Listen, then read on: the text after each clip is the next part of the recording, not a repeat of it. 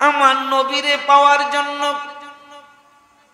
হঠাৎ করে একদিন আসমান ডেকে বলে, মাবুদ রে, নবীরে পাঠাইবা দুনিয়ায়, আমি আসমান মানি না, তোমার বন্ধুরে আমি আসমানের মধ্যে পাঠাও।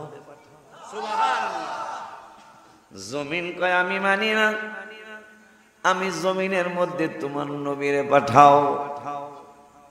সূর্য কয় মাবুদ, আমি যদি আলো না দেই জমিনের ফসল সুন্দর হয় না, আমার আলোতে মানুষ কাপড় শুকায়, আমি সূর্যের আলোতে মানুষ ধান শুকায় সিদ্ধ করে, আমি সূর্যের মধ্যে তোমার নূরের নবীরে পাঠাও।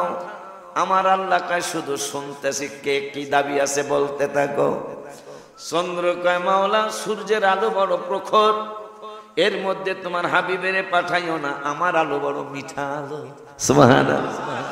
আমি চন্দ্রের আলো মিঠা আলো, আমি চন্দ্রের আলো মানুষের কষ্ট হয় না, তোমার নূরের নবী আমি চন্দ্রের মধ্যে পাঠাও।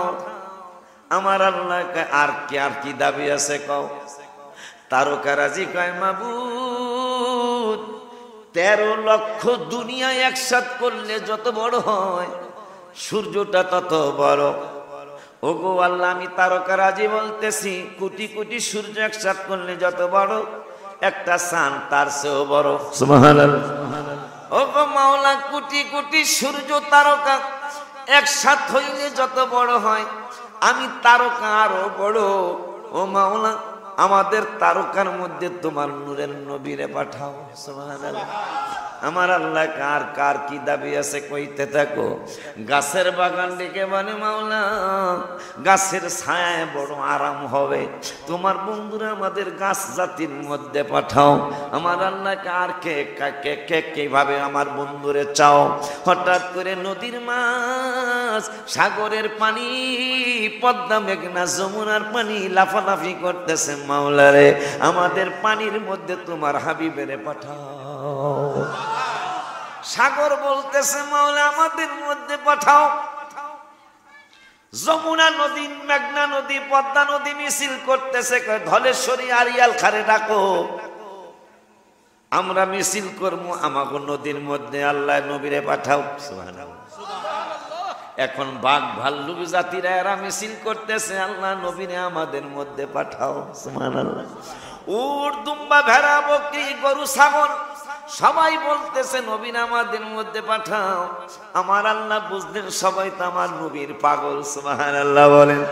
এখন নবী এরা দেখে নাই, না দেখা পাগলামি করতেছে, নবী দেখার একটা অনুষ্ঠান আমি করব। সুবহানাল্লাহ। নবী দেখার অনুষ্ঠান 9 পারার 12 পৃষ্ঠায় আমার আল্লাহ ওয়াজ করলেন, সবাই একসাথ করলেন, আমিও ছিলেন, আপনারাও ছিলেন, আমাদের বাবা দাদারা চাচারাও ছিল, সব রুহুদেরকে দাওয়াত দিলেন। আল্লাহ সভাপতি, আর আমরা যেই নবীর উম্মত, এই নূরের নবী হইল প্রধান অতিথি। আজকে প্রধান অতিথি আমার নাইম রাজ্জাক ভাই, আর ওই কনফারেন্সে সমস্ত ফেরেশতা হাজির, সমস্ত ফেরেশতা হাজির।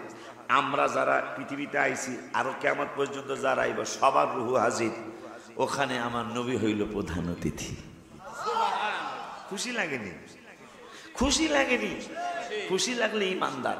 আর যদি নবীর প্রশংসা শুনলে বেজার লাগে, আমি একটা বেঈমান মানুষ।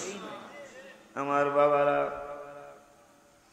আমার আল্লাহ কয়, এই কোটি কোটি মিলিয়ন বিলিয়ন মানুষ, ফেরেশতা সব একসাথ নবীরে প্রধান অতিথি বানায় কয়, আলাস্তু বিরাব্বিকুম, আমি কি তোমাদের প্রভু নই? সামনের ডাইনিস ভাই কইতে চাইছিল, আমি কি তোমাদের প্রভু নই?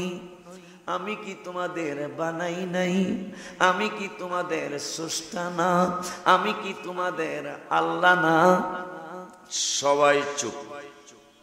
প্রধান অতিথি কয়, উত্তর তো তোরা জানোস না, উত্তর দিবি কেমনে? তোদের সকলের পক্ষ থেকে আমি নূরের নবী সাল্লাল্লাহু আলাইহি ওয়াসাল্লাম উত্তর দিয়ে দেই, কলু বালা।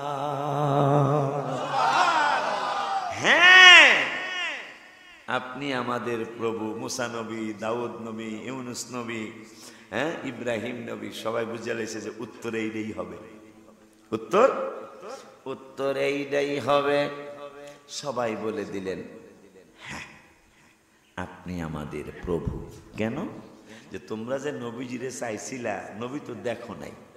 আজকে আমি এই অনুষ্ঠান কইরা, অনুষ্ঠান হইল শরীয়ত হইল আমি আল্লাহর অনুষ্ঠান, হাকিকত হইল নবীর চিনানোর অনুষ্ঠান।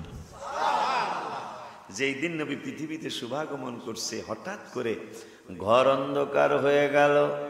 সম্ভবত উম্মে ফজল রাদিয়াল্লাহু তাআলা তিনি বলতেছেন, দুনিয়ার মানুষরে হঠাৎ করে ঘর অন্ধকার, অন্ধকার, কিছুই দেখা যায় না।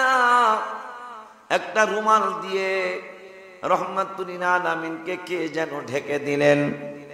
আর হঠাৎ করে আওয়াজ হলো, নবীকে কোথায় নিয়ে যাও? আমরা সারা বিশ্বের মাখলুকাতের কাছে নবীরে দেখে আসি, কারণ সবাই চাইছিল নবীরে আমরা চাই। এই জন্য আমরা ফেরেশতারা আল্লাহর হুকুমে সমস্ত মাখলুকাতের কাছে নবীরে নিয়ে গেলাম, নবীরে দেখে আনলাম, নবীরে সবাই চিনে রাখো। আমি গোসল করাইতে চাইলাম, আমি গোসল করাইতে চাইলাম, হঠাৎ করে আওয়াজ হলো, খবরদার, আমার নূরের নবী সাল্লাল্লাহু আলাইহি ওয়াসাল্লামকে গোসল করানো লাগবে না। সুবহানাল্লাহ। আমার নবীকে গোসল করানো লাগবে না। এমন কোন মায়ের পুত সর্দালু কাটিয়ে মাদ্রাসার ময়দানে আসেননি যে আপনার মায় পবিত্র ছিল, আপনি পবিত্র ছিলেন, আমি পবিত্র ছিলাম, পারবো না বলতে চাইল। আমার আল্লাহ ইলহাম শুনিয়ে দিলেন, না না না না না, আমার হাবিবের গোসল দেওয়া লাগবে না। আমার নবী পুত পবিত্র হইয়াই পৃথিবীতে শুভাগমন করেছে, আমার নবীকে গোসল দেওয়া লাগবে না। হঠাৎ করে চেয়ে দেখতেছেন, শুধু গোসল নয়, নবীজির শরীর মোবারকে পোশাক পরা, জামা মোবারক পরা। মা আমিনা রাদিয়াল্লাহু তাআলা ডেকে বলছিল, ও আমার বংশের লোকেরা, আমার কলিজার টুকরার বংশের লোকেরা, তোমরা আসতে পারবা কিনা জানি না আমি, তবে তোমরা দেখলে আশ্চর্য হবে। গোসল দিয়া পাক পবিত্র করে মানুষ ছেলে মেয়ের জামা পরায়, কিন্তু আমার কলিজার টুকরা পাক সাফ হইয়া তো আসছেই আসছে। শুধু তাই নয়, চেয়ে দেখো, জান্নাতি পোশাক মোবারক পইরা পৃথিবীতে শুভাগমন করেছে। হঠাৎ করে আম্মা জান আমিনা রাদিয়াল্লাহু তাআলা আনহা বলেন, শুধু তাই নয়, আমার নূরের নবী সাল্লাল্লাহু আলাইহি ওয়াসাল্লাম আমার পেট মুবারক থেকে খতনা মানি মুসলমানি হইয়া পৃথিবীতে আসে।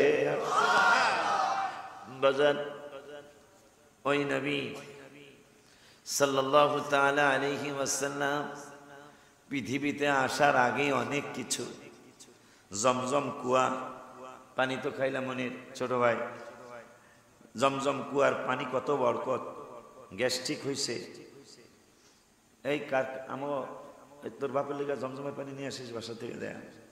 কেউ যদি কঠিন রোগে, সারা বিশ্বের ডাক্তার ফেল, ডাক্তার বলছে যে আগামী 6 মাসের মধ্যে আপনি শেষ হয়ে যাবেন, ইনশাল্লাহ যদি আল্লাহ হায়াত দেয়, হায়াত থাকে, তাহলে জমজমের পানি যদি কেউ নিয়ত করে খায়, আল্লাহ এই অসুস্থতা আমি সুস্থ হওয়ার জন্য পানিটা খাইতেছি, ইনশাল্লাহ এই পানির উসিলা আল্লাহ তাকে সুস্থ করে দেবেন। নবীজি আসার আগে অনেক দয়া শুরু হয়েছে। নবীজির দাদা যান কাবা শরীফের চত্বরে শুয়ে রয়েছে, হঠাৎ করে ঘুম থেকে জাগছে, জায়গা থেকে তার চোখের মধ্যে সুরমা লাগানো। তিনি ডাক দিলেন, অতীন্দ্রিয়বাদী গণকদেরকে ডাক দিলেন, যারা গণাবাসা করে, তাওরাতের কিতাব যারা পড়েছে তাদেরকে ডাক দিয়ে বললেন, বুঝলাম না, আমি তো শোয়ার আগে সুরমা ব্যবহার করি নাই, কিন্তু আমি জেগে দেখি আমার চোখের মধ্যে সুরমা লাগানো। কয় আপনার নাম কি? কয় আমার নাম আব্দুল মুত্তালিব। আপনার বংশের নাম কি? কয় হাশিমি বংশ। আপনার বংশ যদি হাশিমি বংশ হয়ে থাকে তাইলে আপনি সাবধানে থাকেন, কারণ কিতাবে আসছে হাশিমি বংশের ব্যাপারে, এই বংশের থেকে আখেরি জামানার নবী আসবে। যেহেতু আপনি সুরমা চোখে দিয়া শোন নাই, সুরমা চোখে দিয়া শয়ন করেন নাই, আপনি এমনি শুইছেন, কিন্তু উইঠা দেখেন সুরমা লাগানো, আল্লাহর ফেরেশতারা আপনাকে সুরমা লাগাইয়া দিছে, কারণ আপনার বংশেই নূরের নবীর শুভ আগমন হবে। বাদশা হায় হায় হায় হায়, এই দাদা আব্দুল মুত্তালিব কাবা শরীফে মানুষ সম্মান করে, তাওয়াফ করে, কিন্তু মুসলমান একজন দ্বীনে হানিফ যারা বিশ্বাস করে, এক বেদ্যব এক মুনাফিক, এক বেদ্যব এক মুনাফিক, এক বেদ্যব বাদশা আব্রাহা কাবা শরীফের মতো একটা কাবা শরীফ বানাইছিল, নাউজুবিল্লাহ বলেন। একজন মুসলমান ইমানদার গায়া ওই কাবার মধ্যে পায়খানা করছে, আলহামদুলিল্লাহ কোন, কারণ বাইতুল্লাহ তো একটাই কথা, ঠিক কিনা রে বাবা? ওই কাবার মধ্যে, ওই বাদশা আব্রাহার কাবার মধ্যে পায়খানা করছে।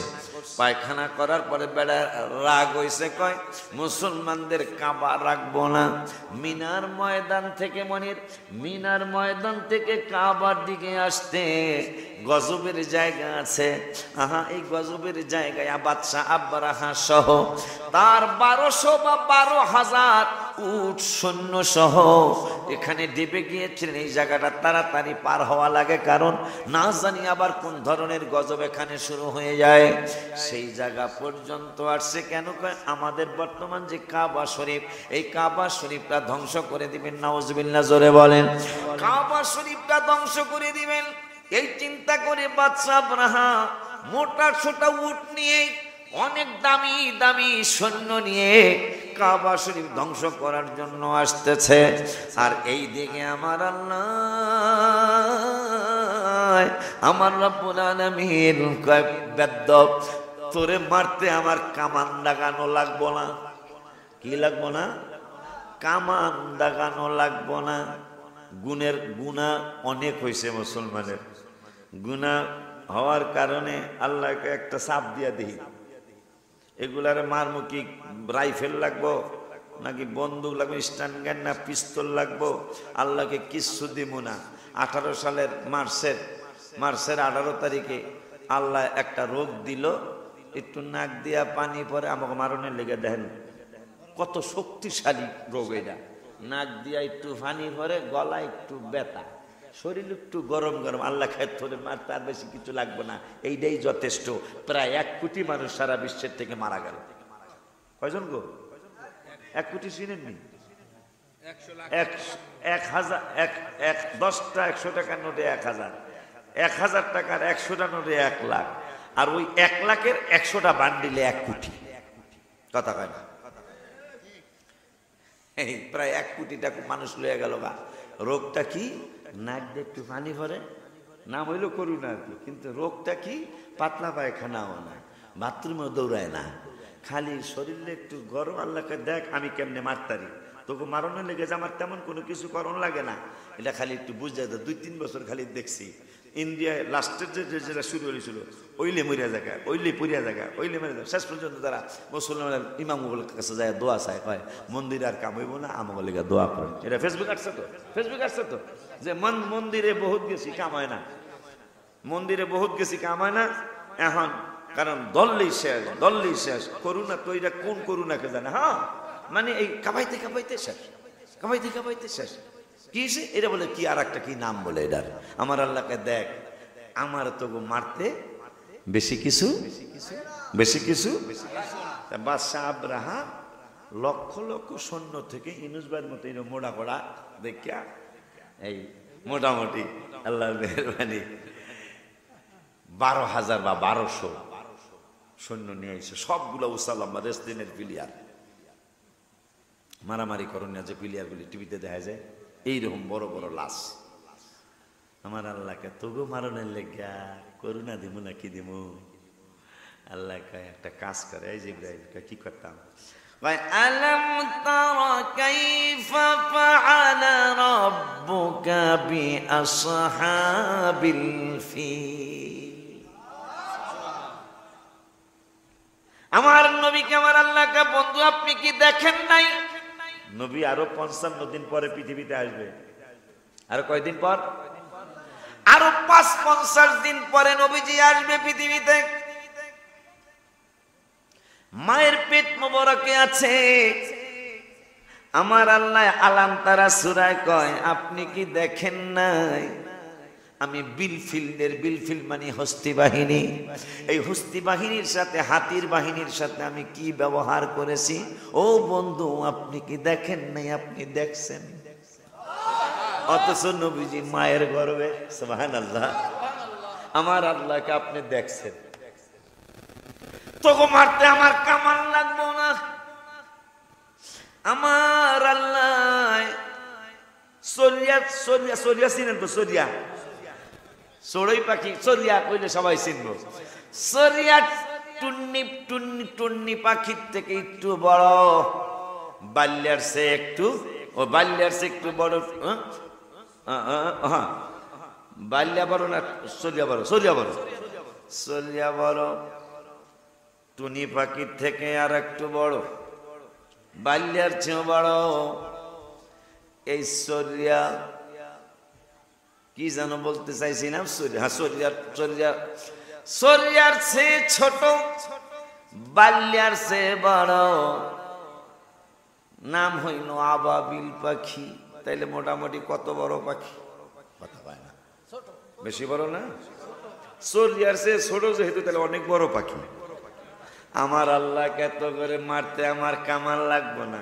তোরা কাবা ধ্বংস করতে চাস? এইদিকে দাদা আব্দুল মুত্তালিব রাদিয়াল্লাহু তাআলা তিনি তার ছাগল নিয়ে ব্যস্ত। আমিও 3টা ছাগল পালি, নবীজির সুন্নাত। সুবহানাল্লাহ। বইনের জামাই মুত্তালিবরে কইলাম 2টা গাই কিনে দেই। বড় দুলাভাইরে কইলাম 2 জনে 2টা ফেলেন।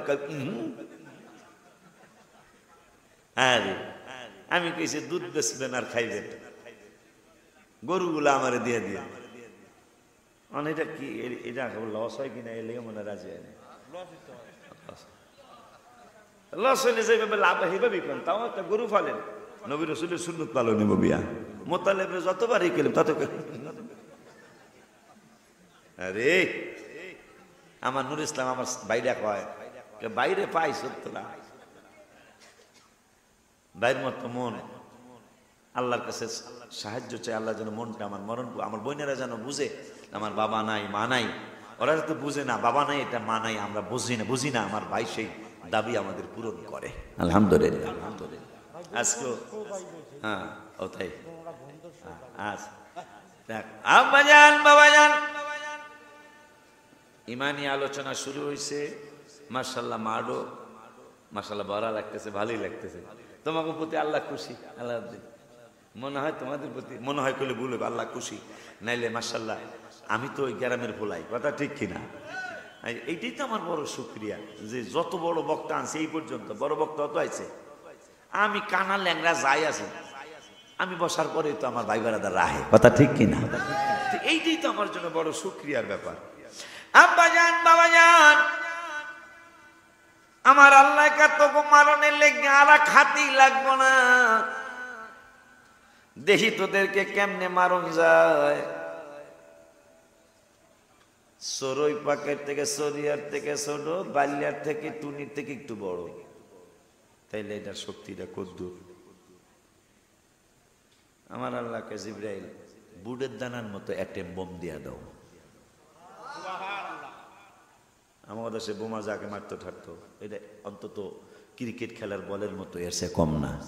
আমার আল্লাহকে এগোজে সারা সৈন্যগুলোও দেশতেনের প্লেয়ারের মতো, আর হাতিও বড় বাচ্চা বাচ্চা আছে, অনেকগুলারে মারতে তো এসে বড় অস্ত্র দরকার। কিন্তু না, হক যারা, সত্য পথে যারা, এদের যে শক্তি বেশি, মানুষ দেখা যাবে ছোট কিন্তু শক্তি এগো বেশি। এইটা আমি এইবার বুঝাই দেব। অ্যাটম বম দাও। জিবরাইলকে কত বড় উহুদ পাহাড়, কত বেড়া। বুটের দানা, সানা বুট আছে না, বুট বুট এই যে রমজান মাসে যে আমরা ছোলা বুট, ছোলা বুটের মতো 3টা অ্যাটেম বোম দিয়ে দাও, 2 পাখার নিচে 2টা অ্যাটেম বোম, আর 2 পায়ের মধ্যে লাগায় দাও একটা। এই 3টা অ্যাটেম বোম, এগুলা দেখতে কতটুক, একটা ছোলা বুট যতটুক, এই অ্যাটেম বোমটা তত বড়। আর হাতি হইল এই অ্যাটেম বোম, এই বুটের দানা 3 কোটি বুটের দানা একসাথ করলে যদ্দুর হইব এর সে হাতিটা বড়।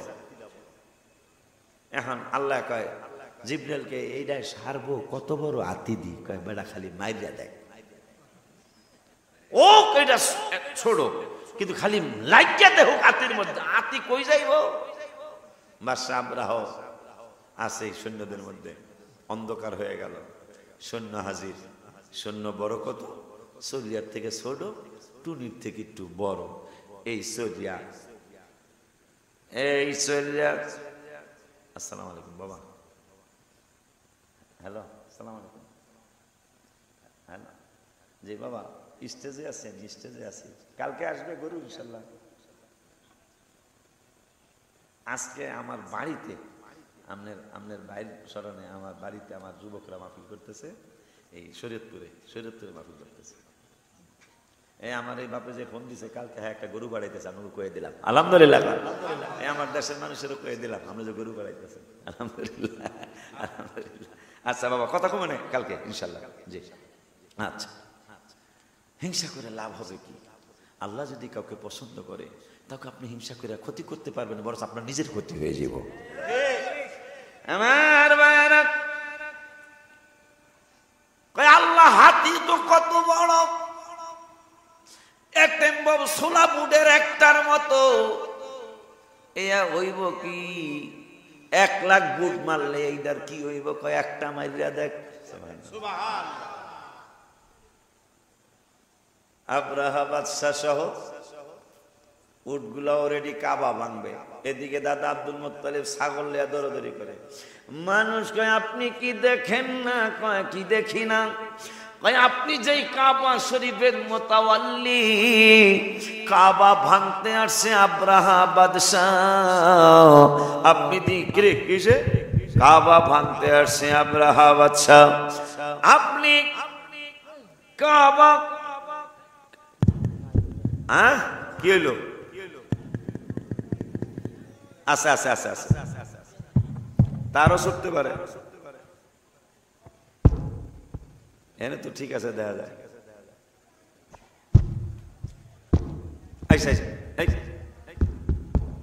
তাহলে এনে কি কোনো প্রবলেম আছে কিনা? আওয়াজ আইলো দিয়ে আবার একটু।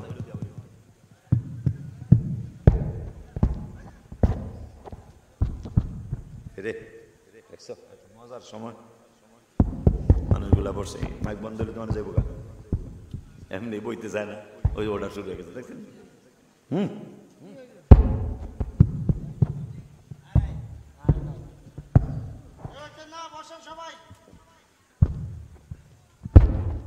মাইক বন্ধ হওয়ার সাথে সাথে ওটা শুরু হইলাম না,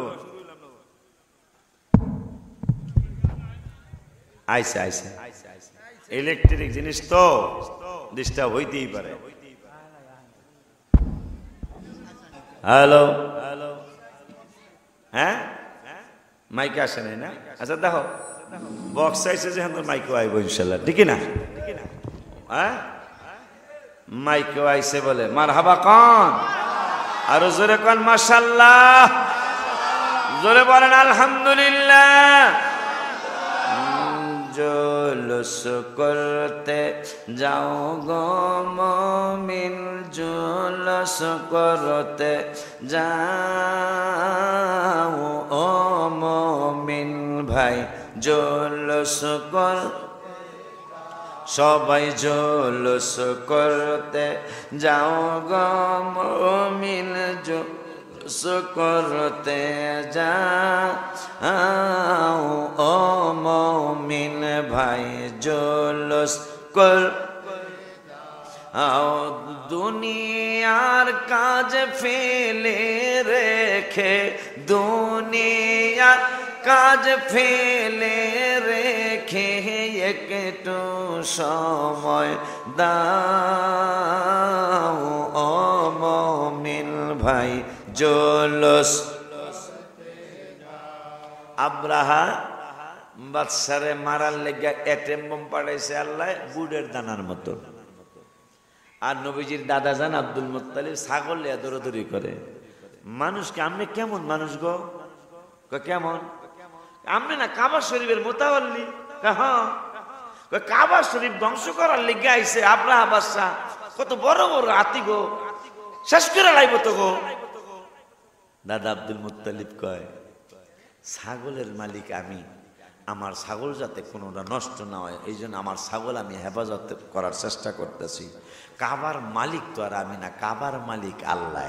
এই কাবা ঘরের মালিক যিনি, হে নিয়ে হেফাজত করবো।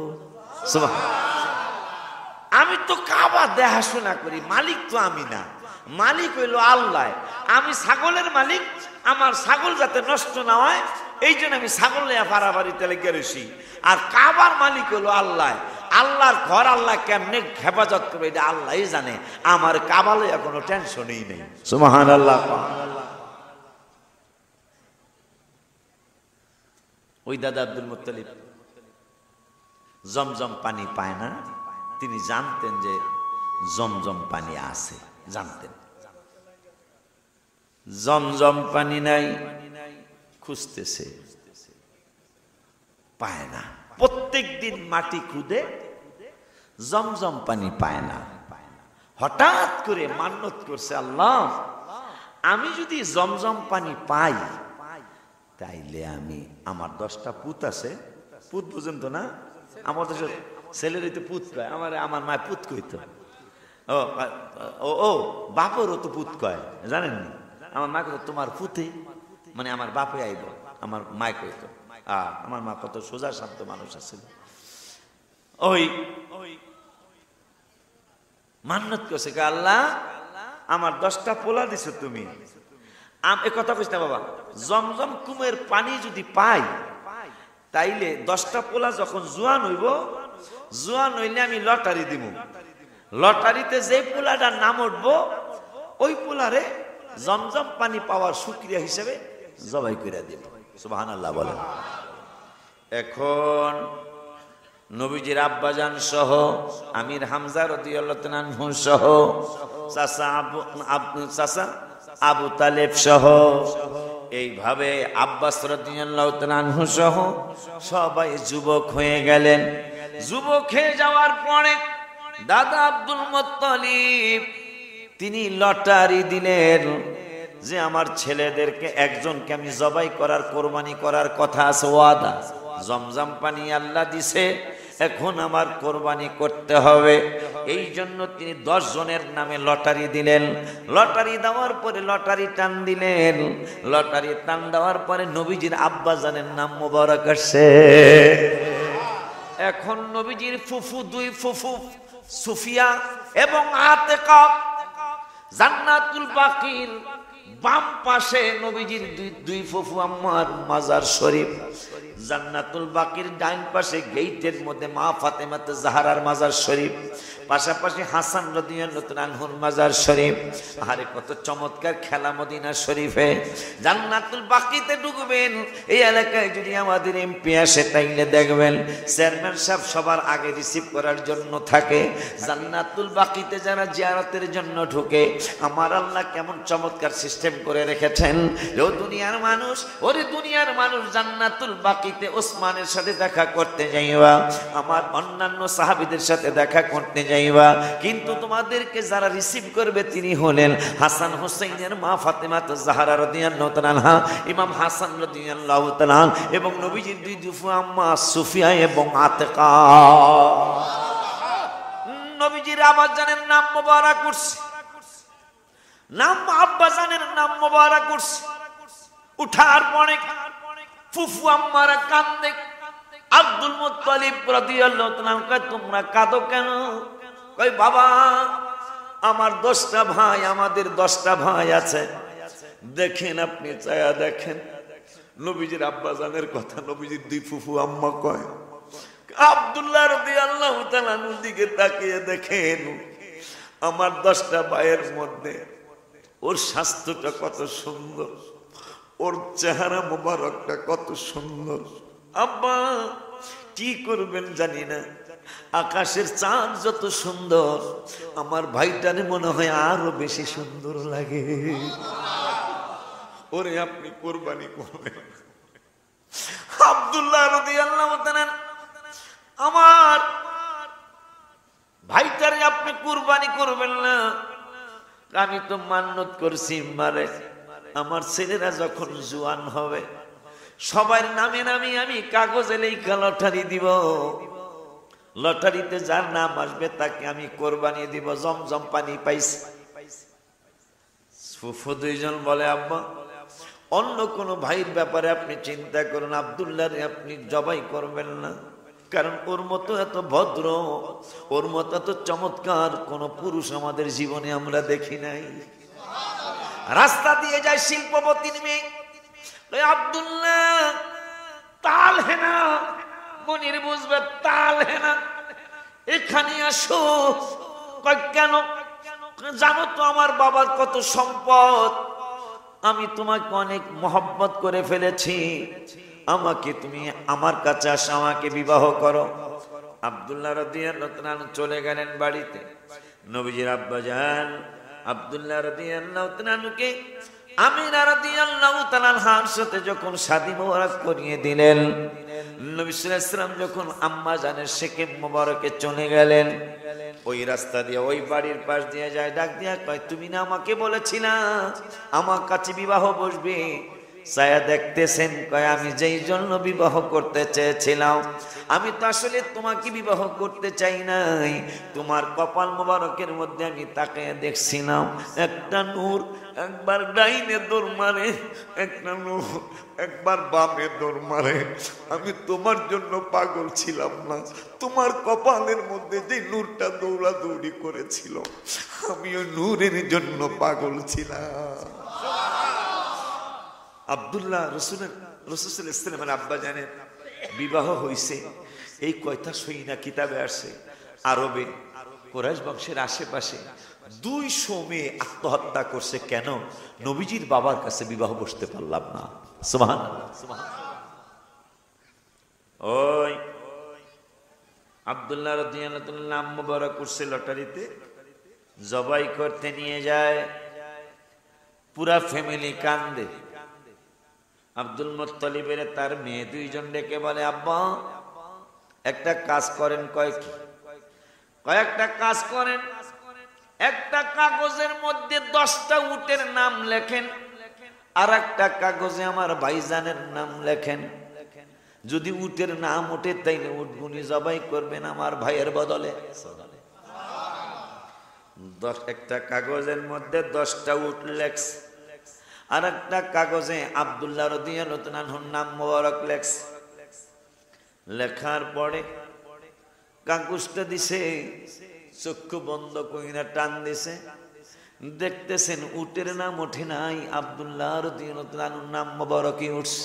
সুবহানাল্লাহ। সুফিয়া, সুফিয়া রে, ওরে আতিকা, কাম তো হয় নাই রে মা, আমার ছেলের নাম উঠছে। আবার আব্বা 20টা উটের নাম দেন, আমার ভাইজানের নাম দেন। সুবহানাল্লাহ। নাম দেওয়া হলো, আবার লটারি টান দিল, দেখতেছেন উটের নাম উঠে নাই, নবীজির আব্বা জানের নাম মোবারক উঠছে। 50টা উটের নাম দিল, দেখতেছেন উটের নাম উঠে নাই, রাসূলের বাবার নাম মোবারক উঠছে। এইভাবে 99টা উটের নাম দিল, এক পাতায় আর এক পাতায় দিল নবীজির বাবার নাম মোবারক। ও কাগজ উঠাইলো, উঠানোর পরে দেখতেছেন নবীজির বাবার নাম মোবারকই উঠছে। কয় আমি আর লটারি দেব না, আব্দুল্লাহকে মনে হয় আল্লাহ পছন্দ করেছে, জবাই করতে হবে। কয় আব্বা আর একটা দাবি, আপনি আর একটা কাজ করেন, শেষ পরীক্ষা, 100 উটের নাম লেখেন আর আমার ভাইজানের নামটা লেখেন। 100 উটের নাম লিখলো, আর একটা কাগজে নবীজির নবীজির আব্বা জানের নাম মোবারক লিখলো। চক্ষু বন্ধ করে লটারি টান দেওয়ার পরে দেখতেছেন 100 উটের নাম উঠেছে। আমার আল্লাহ কত ভালোবাসে নবীকে, নবীর আব্বা আম্মাকে। ওরে দুনিয়ার মানুষ, আমার আল্লাহ দেখিয়ে দিলেন শুধু রসুলকে আমি ভালোবাসি না, নবীজির আব্বা জানকেও আমি অনেক ভালোবাসি। কারণ নবীজির আব্বা যদি জবাই হয়ে যায় তাইলে আমি নবীরে পাঠাবো কার উসিলা দিয়ে? 100 নাম যখন উঠলো, সুফিয়া তেকা মা 100 উটের নাম লটারিতে উঠছে। বাবা আর দেরি নেই, হ্যাঁ তোমাদের বলা লাগবে না, আমার ছেলের জানের বদলে 100 উট এখন জবাই করতে হবে। সুবহানাল্লাহ বলুন। 100 উট বাইসা বাইসা জবাই করে দিলেন। নবীজির আব্বাজান রাদিয়াল্লাহু তাআলা আম্মাজান আমিনা রাদিয়াল্লাহু তাআলা আনহার সাথে সংসার শুরু হলো। বেশি দিন সময় গেল না, 6 মাসের মাথায় নবী সাল্লাল্লাহু আলাইহি ওয়াসাল্লাম মায়ের পেট মোবারকে 6 মাস হয়েছে। এমন অবস্থায় নবীজির আব্বাজান রাদিয়াল্লাহু তাআলা আনহুকে আমার আল্লাহ নিয়ে গেলেন। নবীজি চির এতিম হয়ে গেলেন। 6 বছর বয়স মোবারকে। তার আগে নবীজির আম্মাজান নবীজিকে যখন প্রসব করলেন, পৃথিবীতে শুভাগমন করলো নবীজি সাল্লাল্লাহু আলাইহি ওয়াসাল্লাম। আসার পরে নবীজির আম্মাজান মাত্র 16 দিন বয়স মোবারক নবীজির। আরবের প্রথা ছিল এক এলাকার সন্তান আর এক এলাকার মানুষ এসে লালন পালন করতে নিয়ে যায়। নবীজিকে লালন পালন করার জন্য মা হালিমা আসছিলেন। মানে হালিমা আসছে নবীজির জন্য না, চর্ধানুকাটি কার কার সন্তান ধনির সন্তান আছে এই ধনির সন্তান নেওয়ার জন্য আসছিলেন। কিন্তু মা হালিমা দেরিতে, তার উটটা তার গাধাটা একটু দুর্বল ছিল, যার কারণে তাড়াতাড়ি আসতে না পারায় ধনী ধনী ঘরের সন্তান অন্যান্য মহিলারা নিয়ে গেছে। নবীজির আব্বাজান নাই, সংসারের অবস্থাও তেমন ভালো না, কেউ নবীজিকে নেয় নাই। মা হালিমা খুঁজতে খুঁজতে মা আমিনা রাদিয়াল্লাহু তাআলা আনহার কাছে আসছেন। আয়েশা বলতেছেন, আপনার এই ছেলেটা কয় আমি গরিব, ওর বাবা নাই, আমি পারিশ্রমিক তেমন একটা বেশি দিতে পারবো না বলে আমার কলিজার টুকরারে কেউ নেয় না। কিন্তু কথা তো সেটা না, মা হালিমাকে আমার আল্লাহ নবীজিকে পালন করাবেন। 16 দিনের বয়স মোবারক মা হালিমা স্বামীকে ডেকে বললেন, স্বামী রে গোপন তথ্য শুনে যাও। কয় কি গোপন তথ্য? কয় 16 দিনের বয়স মোবারকের বাচ্চা চোখে চোখে কথা বলতে পারে না। সুবহানাল্লাহ বলুন। শিল্পীরা গান গায়, চোখ যে মনের কথা বলে। মা হালিমা কয়, আমার এই কলিজার টুকরা চক্ষু মোবারক দিয়া আমাকে যেন কি ইশারা করলো। আর 16 দিন বলে মাত্র বয়স মোবারক, 16 দিন বয়স মোবারক। 16 দিনের বয়স মোবারকের কোন বাচ্চা হাসতে জানে না, কিন্তু কলিজার টুকরা আমার সাথে মুস্কি হাসি দিয়েছে, আমাকে বুঝিয়ে দিয়েছে, মা তুমি আমাকে নিয়ে যাও, তোমার উপকার হবে। স্বামী কয়, কি বলো তুমি? যার বাবা নাই, মাও টাকা পয়সার দিক দিয়ে দুর্বল, এমনি তো আমাদের ঘরে খানা দানা তেমন একটা নাই। মা হালিমা কয়, আমার বিশ্বাস যেহেতু 16 দিনের বয়স মোবারকে এইরকম একটা অবস্থা দেখলাম, এই কলিজার টুকরা মনে হয় আমাদের সংসারে গেলে আমাদের সংসার বড় উন্নত হয়ে যাবে। স্বামী ডেকে বলে, ঠিক আছে তোমার ইচ্ছা। মা হালিমা কুলে নিলেন, কুলে নিয়ে ডাক দিয়া কয়, স্বামী রে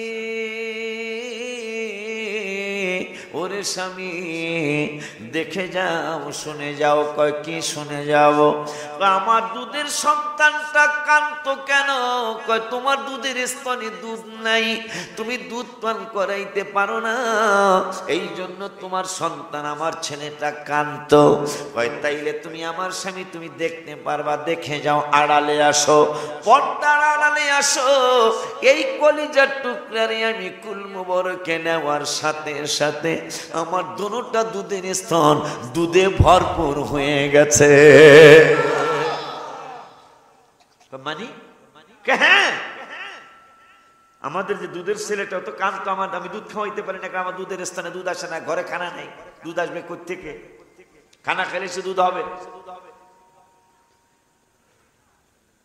খোদার কসম, এই কলিজার টুকটারে কুল মোবারকে নেওয়ার সাথে সাথে আমার দুধের স্তন দুইটা দুধে ভরে গেছে। ঠিক আছে, তাইলে আমরা এই ছেলে নেব। 1 মিনিট পরে মা হালিমা কাসামি আবার কি হয়েছে? কয় আবার নতুন খবর আছে। কয় আবার কিসের নতুন খবর? কয় আবার কিসের নতুন খবর? কয় নতুন খবর হলো এই কলিজার টুকরারে আমি যতবার ডান পাশের দুধ খাওয়াইতে চাইলাম ততবারই ডান পাশের দুধ খাইল, যতবার বাম পাশের দুধ খাওয়াইতে চাইলাম একটা বারও বাম পাশের দুধ মোবারক খাইল না, একটা বারও বাম পাশের দুধ মোবারক খাইল না। আমার মনে হয়, কি মনে হয়? আখেরি জামানা একজন নূরের নবী শুভাগমন করবে পৃথিবীতে, এইটা আমি জানি। আমার মন বলছে এই কলিজার টুকরাই মনে হয় সেই আখেরি জামানার নবী। কেমনে বুঝলাম? শুনছি মানুষ কয় নবী নাকি 40 বছর বয়স মোবারকে ইনসাফ করবে। আমি তো দেখতেছি ইনসাফ লইয়াই পৃথিবীতে আইছে। কেমনে বুঝলাম?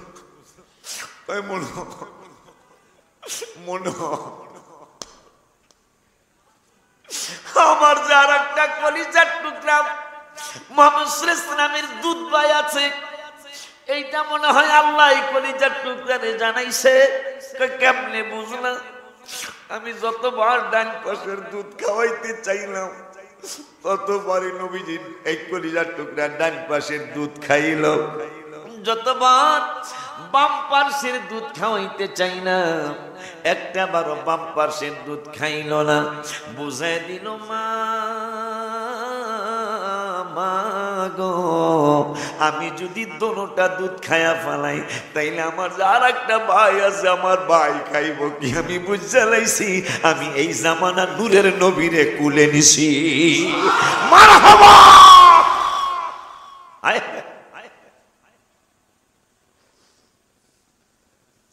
আমি মনে হয় জামানার পয়গম্বরকে কুলে নিছি, নইলে আমি যতবার বাম পাশের দুধ খাওয়াইতে চাইলাম একটা বারো খাইল না। বুঝাই দিল মা আমার আর একজন ভাই আছে।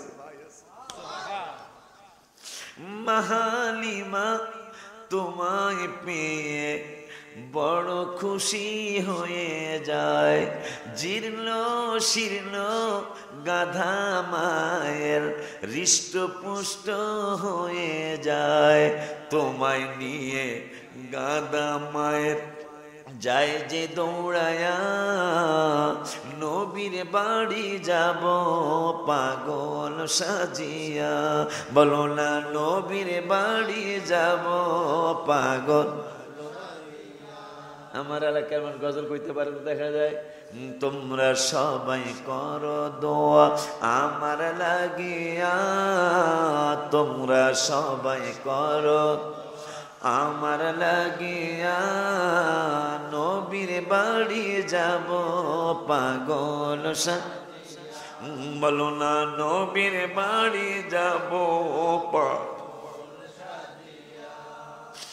মনিরে কয় ভাই মায়ের আমি ওমরায় নেব। আমি বললাম খুব সুন্দর, আমার ফুফু একটা ফুফু আছে আর একটা চাচা আছে, চাচাটা অসুস্থ হয়ে গেছে, না জানি কোন দিন কোন খবর আসে।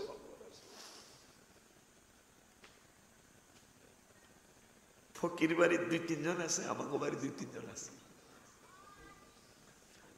দেখলে অন্তরটা শান্তি লাগে। আর কাউরে না পাইলেও মিদ্যাবাড়ির খালুডারে পাই, কাউরে না পাইলে আমার মামুডারে পাই, আলী আকবর ফকির, আসাব আলী মেম্বার আমার দাদাডারে পাই, লালমিয়া ফকির রে পাই, আমার 2 বোনের জামাই তো আছেই। ভাইগুলা সবাই ব্যস্ত বুঝি, কিন্তু সময় পেলে আমার কাছে ওরা চলে আসে। আমার ভাইগুলা দোনোবাড়ির ভাই বেড়াদার, খুব খুশি লাগছে। মনের কইতেছে মায়ের নেব, মনে বড় দুঃখ, মনের বড় ভাগ্যবান হয়ে যাবে যদি আমার ফুফুটারে নিতে পারে। ফুফু তো ওমরা করার মতো শরীর নাই। আমি বাড়িতে আসলে মায়ের কদম বুঝি করতাম, মায়ের হারানোর পরে ফুফুরে পাইলে ফুফুর কদম বুঝি না করি। মনে মনে খুশি একদিক দিয়ে আছে, মায়ের যেহেতু হজ করাইছি, কিন্তু আশা ছিল ওমরায় নিয়া হুলসেয়ারে মায়ের বসায়া আমি ঠেলবো আর আমার আল্লাহ খুশি হইব।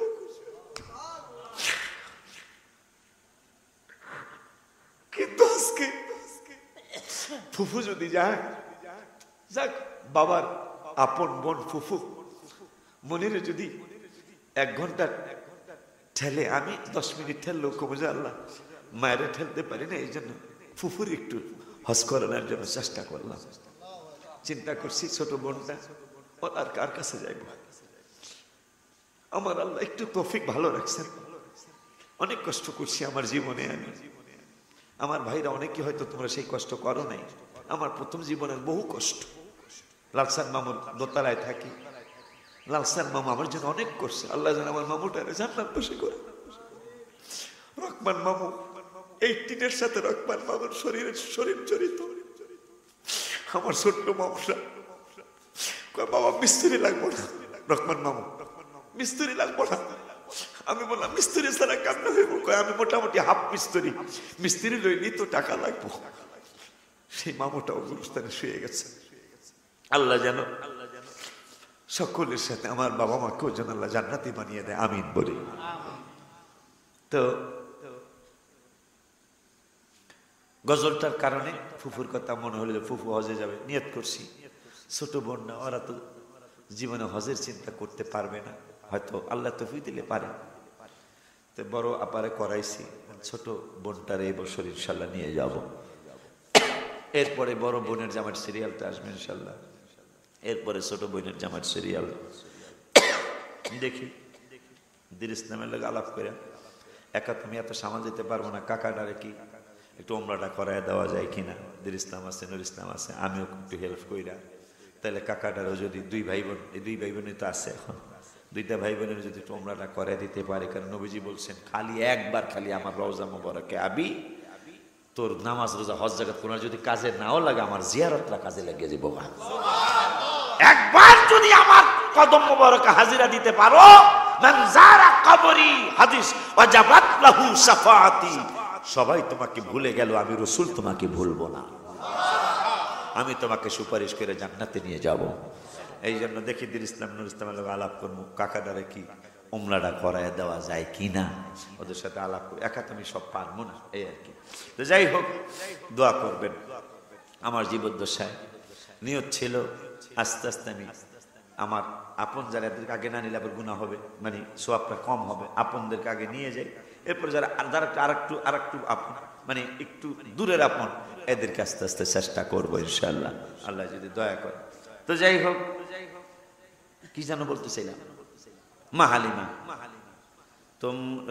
গজলটা, তোমরা সবাই করো দোয়া আমার লাগিয়া, নবীর বাড়ি যাব পাগল, মা হালিমা কুলে নিয়ে তোমায় দুধ খাওয়াইতে চায়।